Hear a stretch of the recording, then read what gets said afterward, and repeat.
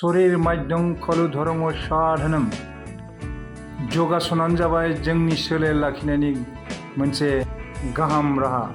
जोंनि गामियारि सुबुंफोरनि गेजेरावबोदि बेबायदि योगासन खालामनो रोंगौ, रामदेवा जेरै खालामो थिग बेबायदिनो योगासन खालामनो लादों।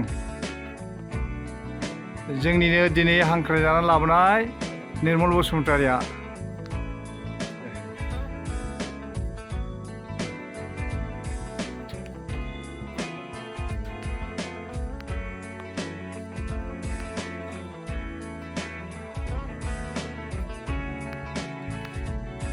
बिदि नों मोनसे सेरजा बिखुं बायदि बानायबाय उदैखौ, बेखौ मा योगा होनना बुङो?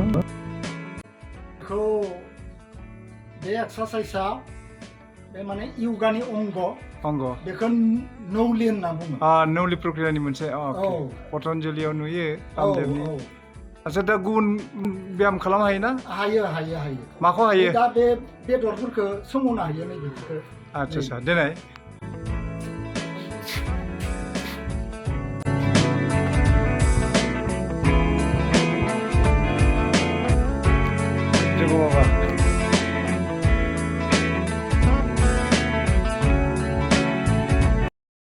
गालथावखौबो फुवारनो हायो। दे बानाय।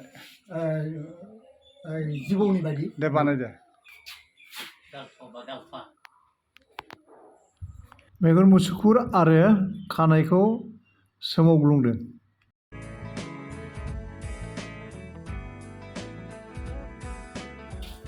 मा खालामदों बेखौ? बेखौ आगदानिखौ लाखिथ'नानै आगसिखैनि खोमाखौ सोमावदों। नै बे खेबाव आगसिनिखौ लाखिनानै आगदानिखौ सोमावलायनोसै।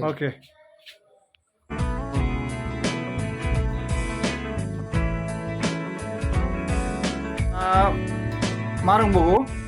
मा खालामनो हायो? बे योगानिनो अंग शीर्षासन होननाय मोनसे आसन दङ। बे आसनखौबो आं खालामनो हायो। शीर्षासना मोनबेसे दङ होनदों? शीर्षासना मोननै धरननि दङ, मोनसे जाबाय हाफ, मोनसे जाबाय फुल। दा दे मोननैखौबो खालाम। एखेलगेनो मोननैखौबो आं खालामनोसै।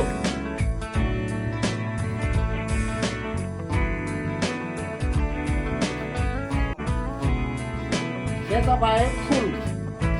शीर्षासन खालामदों जोंनि निर्मल बसुमतारि। बे जाबाय हाफ।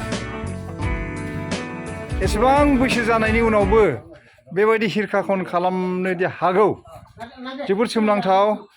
गोबाङानो बुङो बोराय समाव बेबायदि शीर्षासनखौ खालामनो हाया होननानै, नाथाय बिथाङा खालामनानै फोरमान दिन्थिबाय बिथांनि रोंनाय प्रतिभाखौ।